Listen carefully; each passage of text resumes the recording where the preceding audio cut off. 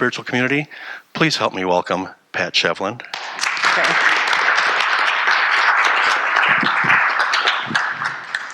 Have to put my little drink down just in case we get a frog in our throat. It is so nice to be back here. It's been a few years, you know. We haven't all been gathering together, so I was here maybe 6 weeks ago with a friend of mine, and it's like, oh, cool. I just really missed this place and the energy. So I said, hey, if you ever need someone to talk, I'm willing to get up here and do my thing, which is kind of pulling it out and allowing it to come, right? So last night I was pulling it out and allowing it to come. I want to start first with, actually, a week ago I thought, oh, I'm going to be talking at Lake Harriet. What am I going to say? It's the attitude of gratitude. This is what the month is about. And I have been studying A Course of Miracles. I don't know if any of you are aware of that. Some of you probably are. I have to be honest, I have had this book sitting on my bedside for probably 10 years. And every so often I would open it up and I'd read a page and I'd go, I can't do this. I just can't do this. And then I had a good fortune of being part of a mentorship group with Marianne Williamson, and finally I said, I feel really bad, but I've had this book sitting on my bedside for all these years and I just can't get through it. And she said, start with the lessons. Well, in January my mom died, and she was 96 and a half. She had a beautiful long life, but it was about a month or so after that I picked up the book, and I have pretty much religiously been doing the lessons throughout this whole year. I figured my mom must have decided that she wanted to do the Course in Miracles with me, right? Someone had told me that, and I thought, yeah, that's probably true. So last weekend, when I'm thinking, what am I going to talk about here? I thought, I wonder what my lesson is going to be for Sunday when I'm speaking at Lake Harriet. Can't make this stuff up, right, guys, gals? Love is the way I walk in gratitude. Seriously, gratitude. The attitude is gratitude, right? Gratitude is a lesson hard to learn for those who look upon the world amiss. The most that they can do is see themselves as better off than others. And they try to be content because another seems to suffer more than they. So it's almost like our gratitude is sometimes because we see other people suffering, and so then it's like, well, gosh, I'm a little better off, so I'm going to be grateful, versus just being in that flow and that energy of gratitude for no reason. For gratitude is but an aspect of the love which is the source of all creation. We all know that, right? It's all about love. And the last sentence in this particular lesson is, for love can walk no road except the way of gratitude. And thus we go who walk the way to God, Source, the universe, however you would describe that beautiful energy that we are surrounded in, and that is a part of us. So I thought that was kind of cool, really. So I just wanted to share that. So be thankful. This is a poem. I don't know who wrote it, but it came to me last night, so I thought, I'm going to share it. Be thankful that you don't already have everything you desire. If you did, what would there be to look forward to? Be thankful when you don't know something, for it gives you the opportunity to learn. Be thankful for the difficult times. During those times, you grow. Be thankful for your limitations, because they give you opportunities for improvement. Be thankful for each new challenge, because it will build your strength and character. Be thankful for your mistakes. They will teach you valuable lessons. Be thankful when you're tired and weary, because it means you've made a difference. It is easy to be thankful for the good things. A life of rich fulfillment comes to those who are also thankful for the setbacks. Gratitude can turn a negative into a positive. Find a way to be thankful for your troubles, and they become your blessings. So that is how we will open today. So I'm going to go a little bit around. So I promise you that this is kind of how my mind works. It kind of goes this and way and up and down and all around. But I promise you that there will be a theme because I trust in my source and that what comes will come out. So we will get it all wrapped up and have it all cohesive by the end of our time together. I'm a registered nurse by background. Excuse me, I haven't been doing the nursing gig for a while, but I was in the nurse case management piece for 25 years before I retired from that. So I like science, kind of. I like the nursing part of science, or the science of nursing. But then I went on to become a certified life coach about a decade ago, and the coursework that I took and where I received my certification through Mentor Coach was based on positive psychology. So we were steeped in a lot of positive psychology and what all of that means, and some great researchers and professors and schools throughout the world. And Robert Emmons is a professor. He was professor at the UC of Davis, University of California, Davis. And so he's very well known in the field of, and science of gratitude. So I thought, maybe I should bring some science here so that we can really steep in science and spirituality, right? But let's go for the science and see what really helps when we are grateful. What does it do to our body? Our mind can affect the biochemistry, especially factors related to heart disease. The mind and the heart. How many of you know Master Chunyi Lin or have, right? Okay, I worked for him and he did this thing, the 18 inches from mind to heart. We know that there's a lot of coherence with that. Gratitude is associated with higher levels of good cholesterol, the HDL.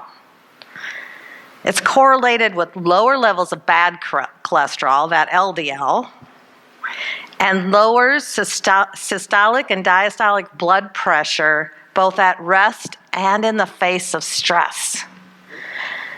Hypertension, high blood pressure, one of the silent killers, right, Vaughn? They used to teach us in nursing school.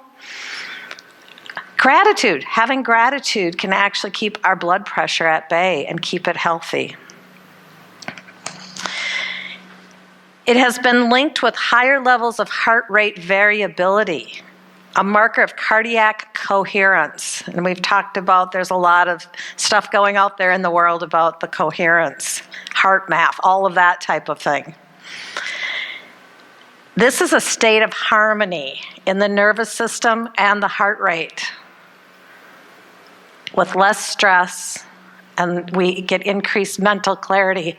I think I was just talking to Jay about neuroplasticity, and as we get older, we definitely want to get our brains to have that neuroplasticity so that we can remember things more and be more engaged and decrease dementia, that type of thing. Excuse me, I have a frog in my throat. Do you know where that came from? I looked it up, and it was something about that they used the toxins in frogs way back when to help clear people who had congestion. Ew. But it has come this way, this long. Okay. Gratitude also lowers the level of creatinine, and this is an indicator of our kidneys' ability to filter the toxins out of our system, the waste. Kidneys are really important things, and I'm going to be talking about that. I'm going to be pulling that in with the whole bit of Qigong, the 5 elements, the Chinese 5 element movements, because the kidneys are a life force. And we can heal our kidneys and unblock them through gratitude. So what this does, when we have a gratitude practice and we truly are grateful, it lowers the level of the C-reactive protein. Also a marker of cardiac inflammation and heart disease. So think about this: hypertension, heart disease, diabetes. I mean, this is like amazing stuff. So, keeping a gratitude diary for 2 weeks produced sustained reductions in perceived stress, 28%. So these are some studies that were done. And 16% decrease in depression in healthcare practitioners. And I was thinking about that last night. Vaughn's husband is a nurse. I have lots of friends that are nurses that are working in the healthcare field. We're in still a precarious time in the healthcare field out there. And I'm just thinking, wow, if they could just like bring in that gratitude, like at the end of the shift, the beginning of the shift, how might that help them under the stress of being a healthcare worker? Gratitude is related to 23% lower levels of stress hormones, the cortisol. I'm the apple shape. Does everybody know what the apple shape is? So like all my stress goes to my belly, right? And you get kind of rounded, and they're always saying that's the cortisol. That's the stress hormone. So gratitude can help us release those stress hormones so it doesn't all go into the belly and into the little fat corpuscles that we have in our body. Practicing gratitude in the study showed a 7% reduction in biomarkers of inflammation with congestive heart failure. I mean, that's amazing. Heart failure is big in my family. My mom just died from it in January. My aunt, her sister died from it 3 months after that. I want to make sure I don't have heart failure. That doesn't sound like a good thing. And 2 gratitude exercises that they had, activities that they had people doing. One was counting your blessings. The other was a gratitude letter writing. Reduced the risk of depression in high-risk patients by 41% over a 6-month period.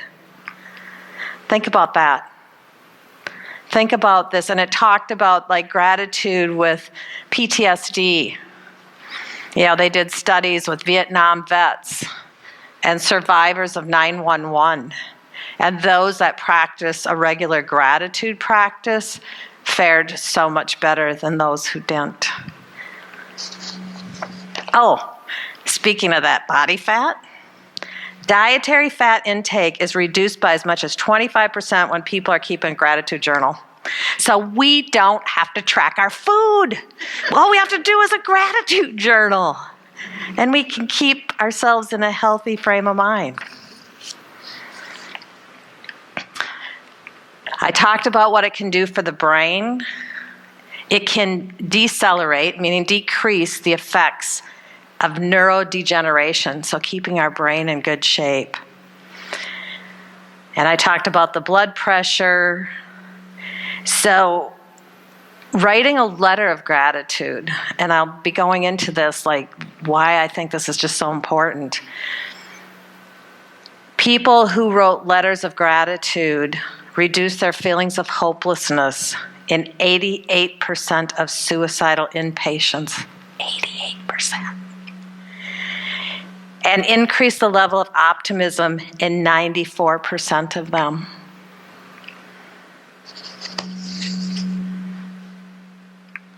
It also helps us sleep. It helps us sleep. So why am I telling you all of this? Because I have been practicing gratitude for a long time. I don't work. I volunteer at a children's grief camp. I've been doing it for 7-8 years. And one of the first things that we teach the little ones when they're scared and not sure what to do because they're grieving the death of someone that they loved so dearly, we teach them about 3 good things. For when they go to bed at night, think about 3 good things. Like maybe your best friend asked you to come over and play tag in the yard. Maybe your mommy made you a really yummy peanut butter and jelly sandwich for lunch, or put a note in your lunchbox. Being grateful that mommy and daddy came in and gave you a kiss on your forehead when you went to sleep. And this has shown, I just went through what the great things are physiologically, but emotionally and mentally helps the children to be able to sleep and have some of that stress release. So as a life coach, I specialize in working with grieving. Mostly it has been grieving mothers over my career, but now I've helped I didn't help. Sources helped me to help others to hold the space for people who are grieving. And one of the exercises, I developed a model, it's called the Breathe Coaching Model for Grief. And one of the exercises that I have my clients do is the gratitude exercise. I have them journal every night before they go to sleep and write down 3 to 5 things that they are grateful for of their day. So why do we do it right before we go to sleep? I think of it like, those old coffee pots that used to percolate, Maybe I'm aging myself. Or steeping tea. And so right before we go to sleep, we put these gratitude messages, memories into our minds. And we fall asleep, and our subconscious is taking that and percolating it through our cells, is steeping it throughout our cells all night long. And you do that night after night after night after night, and it changes your happiness factor. And there's all this science out there that attests to that. And I will tell you, if you ever want to know the results that people get through doing this, I've been documenting it for the last 10 years. And I have people rate their life satisfaction, their life engagement, doing some of these exercises, and it is amazing where it can start way down in the depths, the dark night of the soul. And boom, within 4 weeks, it's up here. And by 8 weeks, by the end of the program, because I only work with them 8 weeks, it's way up here. Grieving the death of a child or someone that they love so much, they get engagement in life because they are using gratitude. Isn't that beautiful? Something so simple. I was thinking about Thanksgiving. How many people here celebrate Thanksgiving? Most of us do, right? But I think most of us know that the story of Thanksgiving is not necessarily the story that really happened back then. Kind of like the Bible. We know that, there's a lot of stuff that's probably fairly accurate, but not everything's like absolute. I mean, how would we know? But when you think about, I was thinking about, it is so beautiful that we have a time of Thanksgiving where we do gather together. In A Course of Miracles, it talks about when all minds are joined. Miracles occur. And so when we can gather together at our table and break bread, how beautiful is that? So there is some good, even though some of these things may not have been exactly the way they are. My husband is Native American. There are feelings about this whole Thanksgiving holiday. But to me, it's like, yes, absolutely, we need to heal our ancestral wounding and all of that. But to come together in love, that's what heals us. So as I said, Master Lin, I worked for Spring Forest Qigong for a couple of years and ran their certification school. So I've been blessed and very grateful to have been taught by the Master and the Masters. Some of you may know Master Gadu. He's come here and talked some. He was my mentor. And I learned so much about the ancient Chinese wisdom of Qigong. And back 5,000, 6,000, 7,000 years ago, is where that all started from, where the first documented cases or how they did Qigong and figured it out. But there's the 5-element theory. How many people have heard of the 5-element theory? Okay, Master Lin has taught, this is what I know from being taught by Master Lin, that in the 5-element theory, we have like these various energy systems in our body. And where fear can block our energy is in the kidney system. So we can choose fear or we can choose love. And it seems like everybody of any spiritual belief system, program, whatever, whether it's A Course in Miracles, whether it's the New Testament, whether it's, ancient Chinese wisdom, we hear the same thing. We understand that love is what we can choose, or fear is what we can choose. So fear affects the kidney energy system. So Master Lin created this beautiful program where he brought in the emotions that we can use to help heal our various energy systems. And we're just going to do a little bit of that in a little bit. Gratitude unblocks our kidney energy system. Gratitude heals the kidney energy system. Our kidney energy is our life force. If our kidneys are not working, we will die the physical death. Bottom line. When people are dying, they go, oh, they're in organ failure, they're in kidney failure. That's why, because we cannot survive without functioning kidneys. Unless you're on dialysis or someone gives you an organ donation. I mean, there are those pieces. But kidney disease, if it is not treated and taken care of and it stops working, it's our vitality source. So we want vitality, right? We want to be able to really live and enjoy life.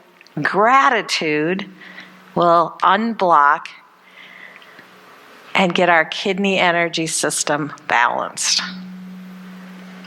So we have science, we have psychology, we have the ancient Chinese wisdom of Qigong. And as Master Lin has taught us, unconditional love is the greatest healing force in the universe. So love. Forgiveness is so critical for us to be able to move into that unconditional love. Forgiving. And being kind. Kindness and doing good deeds. To me, this is where gratitude, the attitude of gratitude, totally comes together. So today, I thought I would read you The Little Soul in the Sun. How many people know this?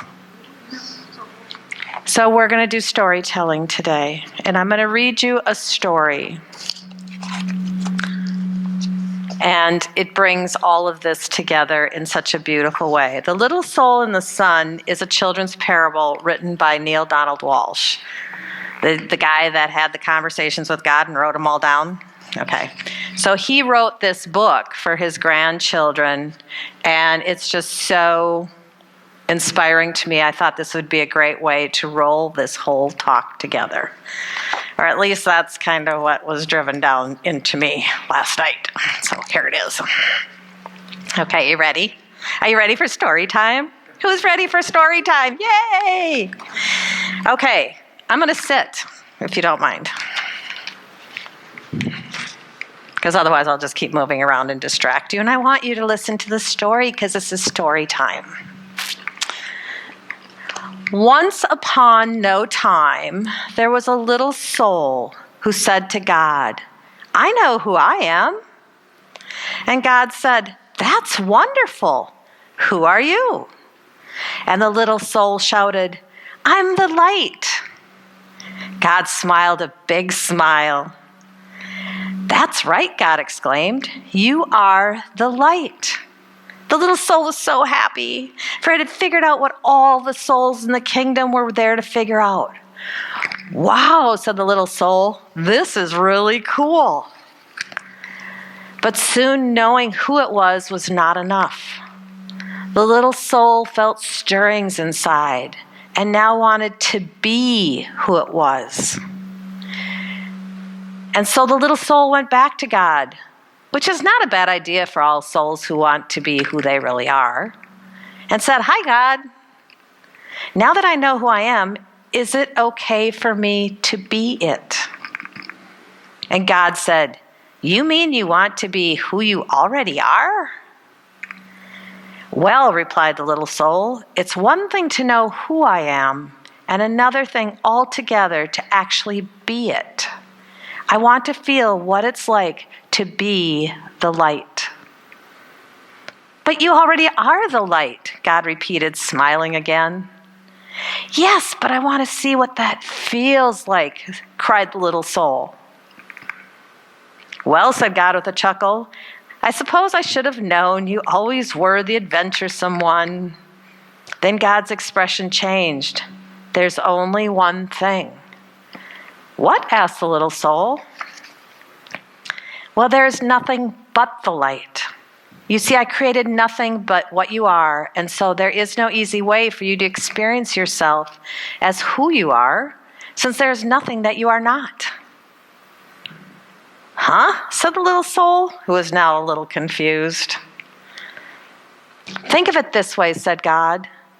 "You are like a candle in the sun. Oh, you're there all right, along with a million, cajillion other candles who make up the sun. And the sun would not be the sun without you. Nay, it would be a sun without one of its candles, and that would not be the sun at all, for it would not shine as brightly. Yet how to know yourself as the light when you are amidst the light? That is the question." "Well," the little soul perked up, "you're God. Think of something." Once more, God smiled. "I already have," God said. "Since you cannot see yourself as the light when you are in the light, we'll surround you with darkness." "What's darkness?" the little soul asked. God replied, "It is that which you are not." "Will I be afraid of the dark?" cried the little soul. "Only if you choose to be," God answered. "There is nothing really to be afraid of unless you decide that there is. You see, we are making it all up. We are pretending." "Oh," said the little soul, and he felt better already. Then God explained that in order to experience anything at all, the exact opposite of it will appear. It is a great gift, God said, because without it, you would not know what anything is like. You would not know warm without cold, up without down, fast without slow. You could not know left without right, here without there, now without then. And so God concluded, when you are surrounded with darkness, do not shake your fist and raise your voice and curse the darkness. Rather be a light unto the darkness, and don't be mad about it. Then you will know who you really are, and others will know too. Let your light so shine that everyone will know how special you are. "You mean it's okay to let others see how special I am?" asked the little soul. "Of course," God chuckled. "It's very okay. But remember, special does not mean better. Everybody is special, each in their own way. Yet many others have forgotten that. They will see that it is okay for them to be special only when you see that it is okay for you to be special." "Wow," said the little soul, dancing and skipping and laughing and jumping with joy. "I can be as special as I want to be." "Yes, and you can start right now," said God, who was dancing and skipping and laughing right along with the little soul. "What part of special do you want to be?" "What part is special?" the little soul repeated. "I don't understand." "Well," God explained, "being the light is being special. And being special has a lot of parts to it. It is special to be kind. It is special to be gentle. It is special to be creative. It is special to be patient. Can you think of any other ways it is to be special? The little soul sat quietly for a moment. I can think of lots of ways to be special, the little soul exclaimed. It's special to be helpful. It is special to be sharing. It is special to be friendly. It is special to be considerate of others. Yes, God agreed, and you can be all those things or any part of special you wish to be at any moment. That's what it means to be the light. I know what I want to be. I know what I want to be, the little soul announced with great excitement. I want to be the part of special called forgiving. Isn't it special to be forgiving? Oh, yes, God assured the little soul. That is very special. Okay, said the little soul. That's what I want to be. I want to be forgiving. I want to experience myself as that. Good, said God. But there's one thing you should know. The little soul was becoming a bit impatient now. It always seemed like something was there, some complication. What is it, the little soul sighed? There's no one to forgive. No one, the little soul could hardly believe what had been said. No one, God repeated. Everything I have made is perfect. There is not a single soul in all creation less perfect than you. Look around you. It was then that the little soul realized a large crowd had gathered. Souls had come from far and wide, from all over the kingdom. For the word had gone forth that the little soul was having this extraordinary conversation with God, and everybody wanted to hear what they were saying. Looking at the countless other souls gathered there, the little soul had to agree. None appeared less wonderful, less magnificent, or less perfect than the little soul itself. Such was the wonder of the souls gathered around, and so bright was their light that the little soul could scarcely gaze upon them. Who then to forgive? Asked God. Boy, this is going to be no fun at all, grumbled the little soul. I wanted to experience myself as one who forgives. I wanted to know what that part of special felt like. And the little soul learned what it must feel like to be sad. But just then a friendly soul stepped forward from the crowd. Not to worry, little soul, the friendly soul said. I will help you. You will, the little soul brightened up. But what can you do? Well, I can give you someone to forgive. You can? Certainly, chirped little soul. I can come into your next lifetime and do something for you to forgive. But why? Why would you do that? The little soul asked. You who are a being of such utter perfection, you who vibrate with such a speed that it creates a light so bright that I can barely gaze my eyes upon you. What could cause you to want to slow down your vibration to such a speed that your bright light would become dark and dense? What could cause you, who are so light that you dance upon the stars and move throughout the kingdom with the speed of your thought, to come into my life and make yourself so heavy that you could do this bad thing? Simple, the friendly soul said. I would do it because I love you. Little soul seemed really surprised by that answer. Don't be so amazed, the friendly soul said. You have done the same thing for me. Don't you remember? Oh, we have danced together, you and I, many times. Through the eons and across all the ages have we danced. Across all times and many places have we played together. You just don't remember. We have been all of it. We have been the up and the down of it, the left and the right of it. We have been the here and the there of it, the now and the then of it. We have been the male and the female, the good and the bad. We have been both the victim and the villain of it. Thus have we come together, you and I, many times before, each bringing to the other the exact and perfect opportunity to express and to experience who we really are. And so the friendly soul explained a little further, I will come into your next lifetime and be the bad one. This time I will do something really terrible. And then you can experience yourself as the one who forgives. But what will you do, the little soul asked, just a little nervously. That will be so terrible. Oh, replied the friendly little soul with a twinkle, we'll think of something. Then the friendly soul seemed to turn serious and said in a quiet voice, you are right about one thing. What is that? The little soul wanted to know. I will have to slow down my vibration and become very heavy to do this not so nice thing. I will have to pretend to be something very unlike myself. And so I have but one favor to ask of you in return. Oh, anything, cried the little soul and began to dance and sing. I get to be forgiving, I get to be forgiving. Then the little soul saw that the friendly soul was remaining very quiet. What is it, the little soul asked? What can I do for you? You are such an angel to be willing to do this for me. Of course, this friendly soul is an angel.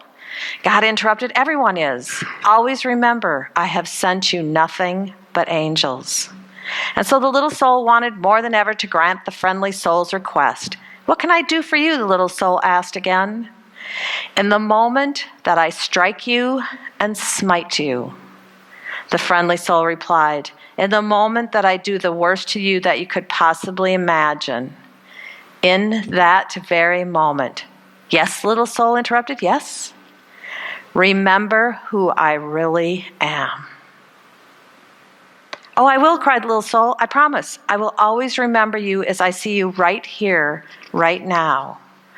Good, said the friendly little soul, because you see, I will have been pretending so hard, I will have forgotten myself. And if you do not remember me as I really am, I may not be able to remember for a very long time. And if I forget who I am, you may even forget who you are. And we will both be lost. Then we will need another soul to come along and remind us both of who we are. No, we won't, the little soul promised again. I promise you, I will remember you, and I will thank you for bringing me this gift, the chance to experience myself as who I am. And so the agreement was made, and the little soul went forth into a new lifetime, excited to be the light, which was very special, and excited to be that part of special called forgiveness. And the little soul waited anxiously to be able to experience itself as forgiveness and to thank whatever other soul made it possible. And all the moments in that lifetime, whenever a new soul appeared on the scene, whether that new soul brought joy or sadness, and especially if it brought sadness, the little soul thought of what God had said. Always remember, God had smiled, I have sent you nothing but angels. This is to me the attitude of gratitude. Thank you so much for listening and being part of my story time today.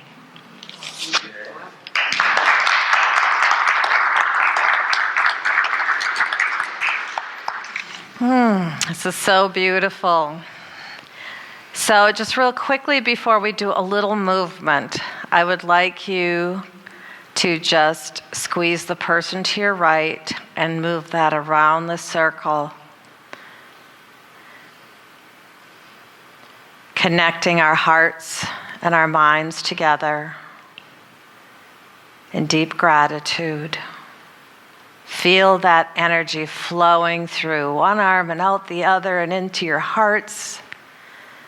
Just feel it flowing. Flowing through this circle of light, for us to be all that we are in this moment.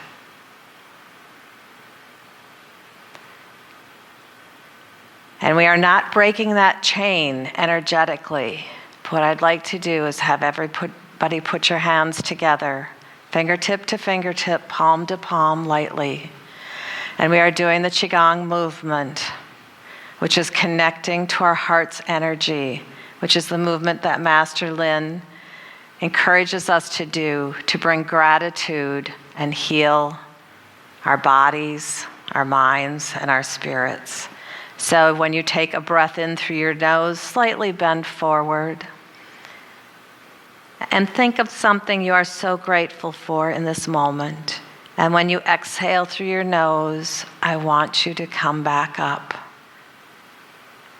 Breathing in through your nose, we're going to just bend forward. I am so grateful to be in this community today.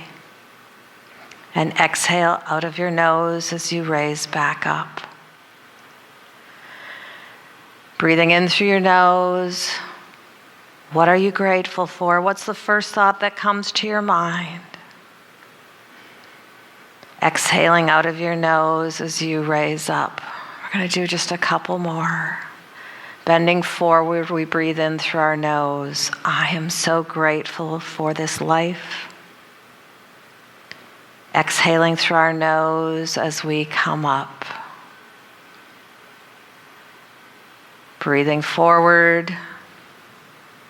I am so grateful. Exhaling out of our nose. I am so grateful. 2 more times. Breathing forward. I am so grateful. Fill in the blank. Then bringing ourselves back up. And now if you have any challenge in your body, mind, or spirit, let us give gratitude to that. Breathing in beautiful universal energy to that challenge. And as we exhale with gratitude, we see that challenge just turning into butterflies and flying off to the ends of the universe. Thank you all so much for our time together. Bless you.